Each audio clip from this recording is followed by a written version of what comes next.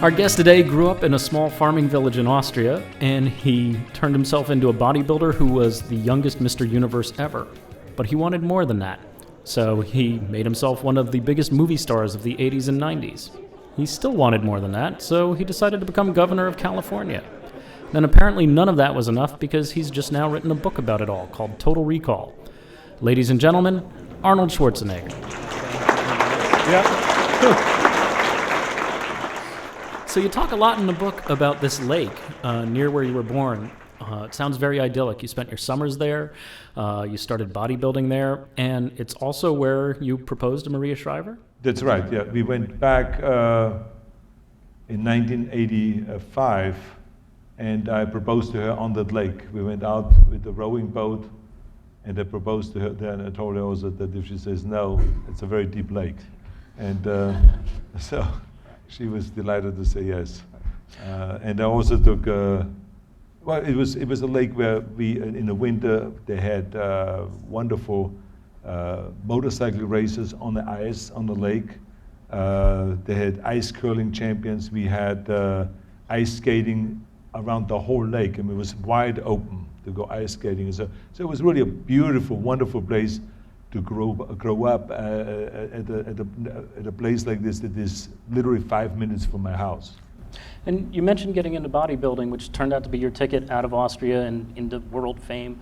What's really interesting about the book is that I think a lot of people fantasize about being famous and having an impact on the world. For you, it seemed less like dreaming and more like a premonition. Well, it was a dream, but it was also, I felt like it was the only way to get out of Austria because I had this need of coming to America. I mean, when I started learning about America at the age of 10, and we got geography lessons and learned about America and about and so the first photographs I remember, and there's photos in the textbook, but also in Super 8mm film footage that they showed in the classroom, you know, about the Golden Gate Bridge and the Empire State Building and the 6-lane highways and all this.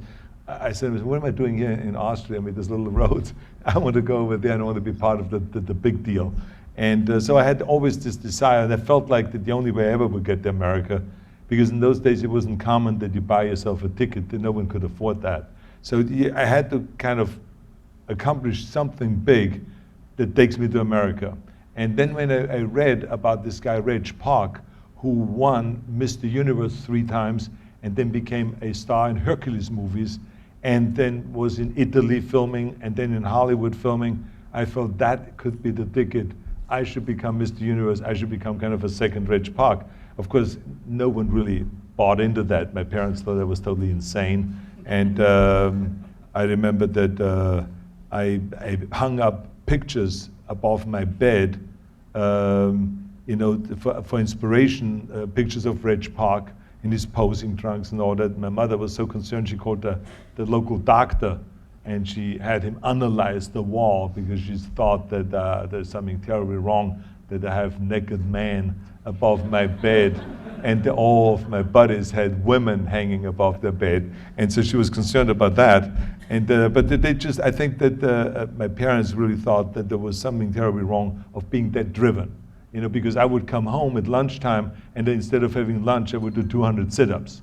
And then at night, I would go to the stadium, and I would be lifting weights. I would come home at 10 o'clock at night, and I would be continuing lifting weights. So it was like one of this insanity. In the military, I would continue lifting weights. No matter how the training was and how tough the basic training was, I would always then lift weights afterwards.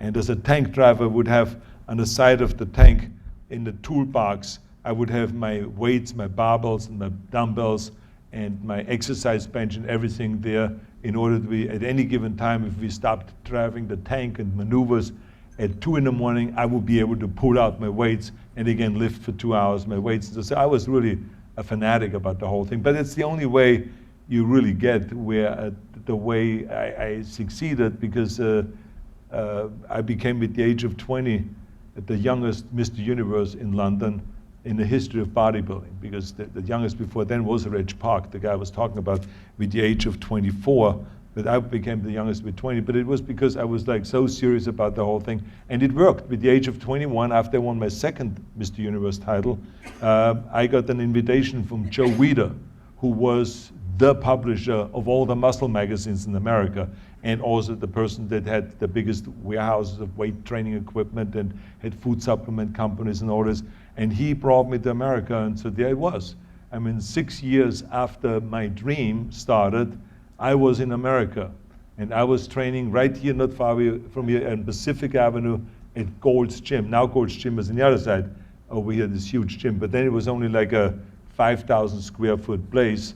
And all the top bodybuilders from around the world trained there. So I was able to come over and train right there with the top champions. This was the mecca of bodybuilding then already. When I said in Hollywood that I want to be a leading man, everyone laughed.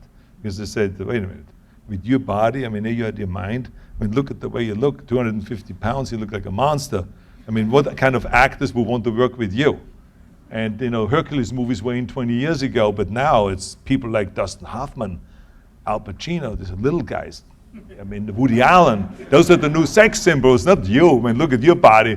And so they say, you will never make it.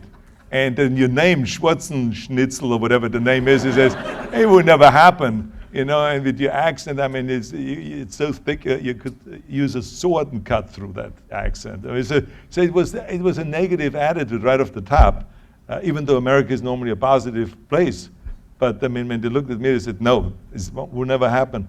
So I kind of worked my way up with pure will and force. Again, I saw very clearly the vision that I could be another Clint Eastwood or Charles Bronson or Warren Beatty or any of those guys. And they always said the ladder is empty up there.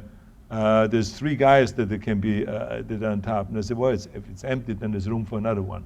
And you know, so I was determined. And by 1975, I remember that Bob Rafelson, who did 5 Easy Pieces and Easy Rider and those movies with Jack Nicholson, he came to me and says, I want to do the movie Stay Hungry. And I want you and Sally Fields and Jeff Bridges star in the movie.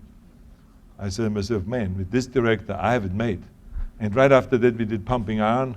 And right after that, we did Streets of San Francisco, guest starred. And then The Villain with Kirk Douglas and Margaret. And then Ed Pressman came to me and said, I just bought the Conan rights from the Robert E. Howard estate. And I'm going to do Conan. And I'm going to lock you in for 5 movies to do Conan the Barbarian and Conan the Destroyer and King Conan and all those movies. And I signed a deal with him. So, I mean, I had it made. I mean, there I was in 1980 doing Conan the Barbarian with Universal Studios, Dino De Laurentiis producing, Ed Pressman producing, Oliver Stone has written the script, right? And John Milius rewrote the script and then directed it. So my plan worked again. You know, it was really amazing that there was $250,000 I got for the first movie, for the next one, $1 million. And from then on, it went very quickly, $5 million a movie, $10 million a movie, $15 million. And I ended up $30 million a movie. And I was laughing, you know, the saying, you know, he who laughs the last laughs the best. Well, I was laughing the last because every one of the schmucks that said they would never make it, you know, they were looking and said, wait a minute, what happened here? We thought that we know the business, but they didn't, you know. So there is always room for something a little bit odd and extraordinary. There's another great story in the book where you had an early meeting with Dino De Laurentiis and it didn't go so well. Well, that was different because Dino De Laurentiis had an office and he wanted me to be in Dark Savage. And he wanted me to play the villain in Dark Savage. And I walked in, and I always kind of, you know, have a mouth that sometimes goes a little bit too fast. And I step on myself there. I walked into the office and I saw Dino standing behind his desk. And there was this huge desk, ornate with gold and kind of like French looking or Italian looking, I don't know what, but it was gigantic. It was one of those partner desks, right? And Dino, the only thing that stood out was kind of his chest and his head, because he's a little guy. Dino is a really short guy. So I looked in, I walked in his office and I looked in and I says, hi Dino, why does a little guy like you need such a big desk? And to Dino De Laurentiis, you never say you're little, right? Because he saw himself as a giant. So he looked at me and he says, Schwarzenegger, you have an accent. I cannot use you. And I said, again, stupidly, who is talking about having an accent? I mean, look, listen to you. You're a Nazi. You know, and he walked away because I had a German accent. So that was the end of that. So I left the office, and my agent came up to me, grabbed me really forcefully by my arm, and he said to me, he says, I've been an agent for 15 years. This meeting was exactly 1 minute and 14 seconds. It was the shortest meeting we've ever had. You just fucked everything up. God damn it, it took me months to get in here. So he was mad at me also. So anyway, so that's how the relationship started with Dino. But then when he bought Conan, he came to Spain where we were shooting, and the third day of filming, after he saw the dailies, the footage that we filmed, he came up to me and he said, Schwarzenegger, you are Conan. And he walked off.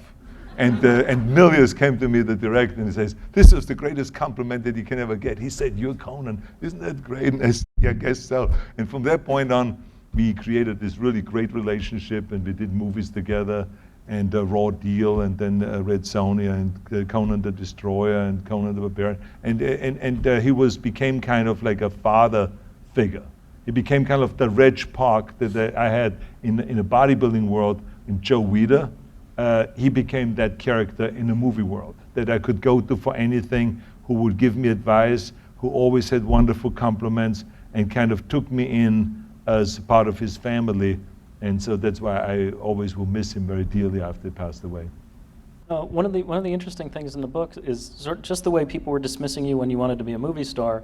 Then you decide you want to get into politics, and there's a great story about meeting with Karl Rove, and Karl Rove kind of dismissing you. So tell us about that. I have to say, I always loved it when people kind of, looked at me and kind of felt like he would never be able to pull it off.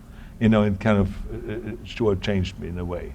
And because then the expectations are low, and then you surprise people when you do pull it off, right? So Karl Rove, who I'm sure everyone knows is the expert and was kind of single-handedly responsible for getting George Bush elected, masterminding and mapping out the whole strategy for the United States, every single state, what state they had to win, what state they could afford losing, and on and on and on. He was like the mastermind behind it. And he was then, George Bush now was elected, this was 2003, and we were back in Washington to do a White House summit on after-school programs, which the president believed in very strongly, and everyone in his staff, including Karl Rove. And then afterwards, I went over, because after-school programs always has been my passion, and we have our own programs nationwide, our foundation and organization. And then afterwards, I went over to the White House to just say, out of courtesy, hi to Karl Rove, how are you doing, blah, blah, blah. And I said to him, so what do you think about the recall in California? I said, they're talking about the recall. This was now May. It didn't happen yet. And they were gathering signatures at that time to have a recall. And he said, California is insane. These people are crazy out there. I mean, I don't know what to make of that state, to be honest with you. He says, that recall will never happen. And but are you asking because you're interested in the governorship? So of course I was, but I didn't want to tell him that. I always wanted to keep that a secret and just come out like a blitzkrieg attack. And so I said, no. I said, look, I have nothing, it's just my own curiosity. And he said to me, he says, well, just if you're interested in the governorship, he says, why didn't you come downstairs? And I saw him working on his, texting and all this. So we went downstairs from his office, which was upstairs in the White House. We went downstairs, and there was the hall that goes to the Oval Office. And out of the Oval Office came Condoleezza Rice. And she was the Secretary of State. So she came out, and she came towards us, smiling. And Karl Rove said, hey, Condi, how are you? And Condoleezza Rice said, hey, Karl, how are you? They all got, and the hugs and kisses and the whole thing.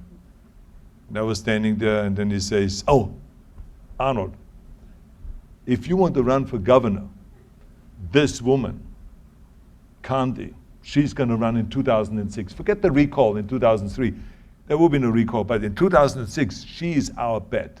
We support her 100%. She will be the next governor of the state of California. And she was embarrassed, clearly embarrassed, because she did not know that she was set up to play this role right now. And she kind of smiled, and no, Carl. You know, the whole thing, and he says, no, come on, Carl, he's coming. You tell him, I mean, you will be right there, and there will be the debates. I can see already you two debating. Oh, it's going to be a show. Anyway, Arnold, look, have a good time, and I just wanted you to meet each other. Okay, so that's it. And that was it. And then, of course, a few months later, I was just promoting my movie Terminator 3 worldwide, and all of a sudden I read that the people handed in enough signatures and the recall is going to happen. So when I came back from my Conan 3 promotion, the recall was going to happen, and there was like 1 week to sign up and to register if you want to go and run. And out of nowhere, 135 people registered to run for governor of the state of California. I mean, total lunatics. So I was the most normal person in that bunch, just to show you how crazy it was. And of course, 2 months later, I signed up to run, and 2 months later, I was governor of the state of California. And Karl Rove, I mean, he must have gone nuts. Because when George Bush, when the president came out, literally a few weeks afterwards, during the transition period, he met with me down in Inland Empire at the Mission Inn. And he said to me, he says, hey Arnold, can I talk to you alone? And I said, sure, you're the president. So I went into his room at the Mission Inn, and Karl Rove was there. And he said to Karl, he says, Karl, do you mind? And Karl said, no. He left the room, closed the door, and he said to me, he says, I know you hate him. I know because he didn't support you as governor. I know you don't like him. And I said to him, I said, Mr. President, I just want to make one thing clear. I said, California needs a lot of help. I said, we need to work together. So I said, my thing with Karl Rove has nothing to do with that at all. I said, that's forgotten a long time ago, because remember who won governorship. It was not Condoleezza Rice, it was me. So I said, to me, this whole thing was perfectly fine. I said, we're going to work together, and we're going to make California shine again. I said, and so he says, oh, thank you so much. He opened the door, he says, Karl, you can come in, he likes you. So it was great. And Karl Rove came back in, and you know, the hugging and the kissing and all that stuff. So it was great. In both your bodybuilding career, your movie career, and your political career is this notion of reps. And there's a great picture toward the end of the book of a speech that you gave, and it's just got all these little lines across the top, and you explain that each line is one time you did a rep of the speech, one time you practiced the speech. So talk a little bit about how you got where you are through reps. Well, in bodybuilding and in lifting, you know that it's all about reps.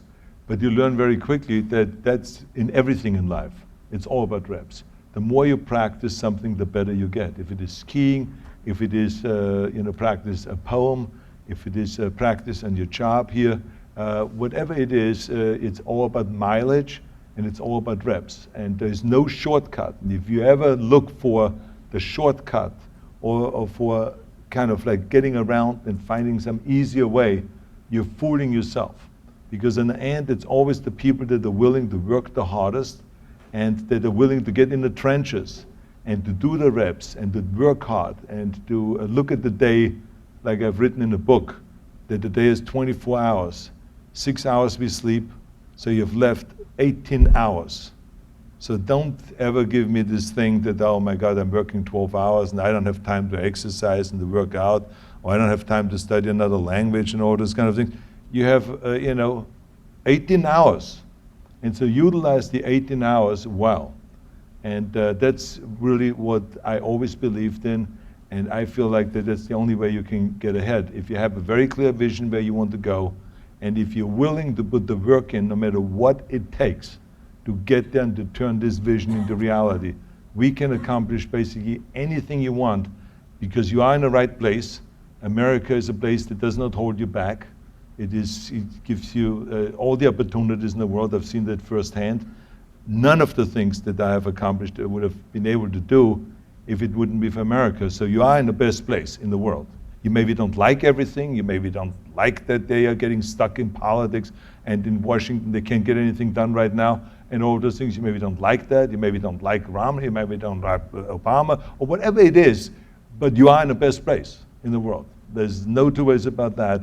I've been all over the world, and so therefore there's no excuse for you not to make it and to accomplish your goal. So that's what I talk about in the book, is it's all about the determination, the fire in the belly, and the will.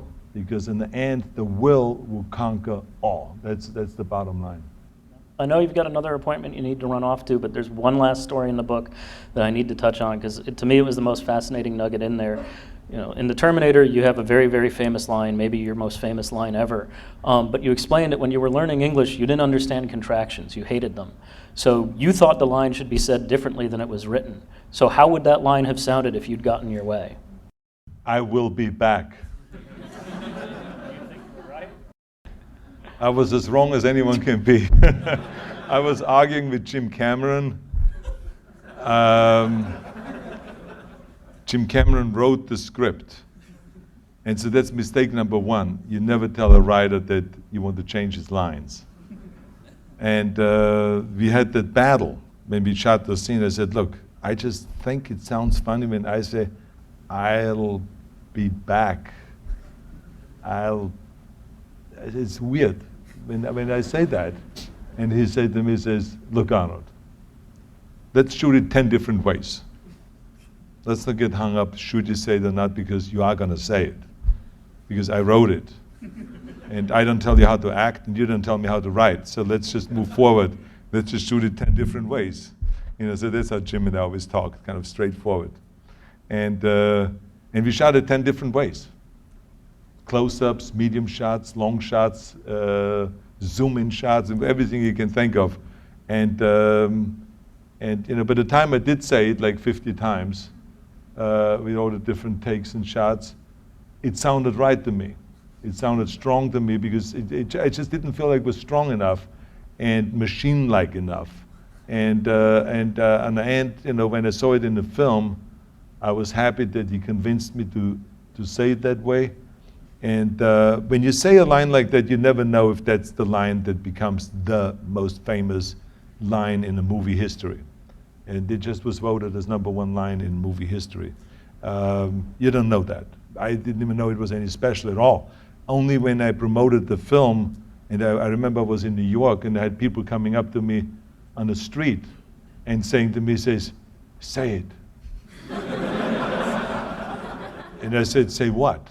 They say, the line from Terminator. And I said, which one? Oh, come on, you know, I'll be back line. I said, okay, I'll be back. No, just the way you said it in the movie. And then I would say, I'll be back. Yeah, that's the one, yeah. So I realized then, Jesus, what did we create, a monster there or something like that? It was like, wow, it was like a big surprise to me that it became such a big hit. And it became bigger as time went on, and you know, the rest is history. So since then, people have been writing lines because they think, like, I know how to deliver them. You know, in the meantime, it was Cameron just standing there and saying, okay, let's do it 20 different ways, and you got to say it exactly that way and all this stuff. But it has worked, you know. There's now the lines, hasta la vista, baby, and I lied, and fuck you, asshole, and all those kind of things. You know, they all became kind of big lines, even though there's lines someone else said many times before me. But just the way I say it, I think they become kind of something. And so it's great, you know. It has been great to be part of this movie business. And it's also been great that I was able to make the decision to run for governor and to take 7 years out of my life and to do that and to be a public servant. There's nothing more satisfying, especially as an immigrant, to do that. And then to go, after it's over, not to be a career politician, but to just step back, because I go back again what I did originally. And now I have a great time doing again the acting. I've done 4 movies since I finished my governorship. But I continue on with policy. That's why I started the Schwarzenegger Institute at USC, where we will continue talking about the environmental issues, stem cell research, the importance of that, and stimulating the economy, rebuilding our infrastructure, and also, you know, job creation and good government practice, like we did, you know, redistricting reform during my administration and open primaries. We want to continue that way. How do we go and provide a better system for the people so politicians become more and more public servants rather than party servants? How do we bring both of the parties together? And they don't have to get along. I'm not asking for that. They should have their own philosophies, they should disagree. But how do you go and say on the end, we got to do the people's work, so we got to compromise? And then come up with a way of compromising, just like Ronald Reagan did, or as Bill Clinton did in many of his policies. There's a way of doing it, and some people hit the sweet spot. Today it's not happening, and that's why we have no immigration policy that is a coherent one. We have no trade policy that's really good.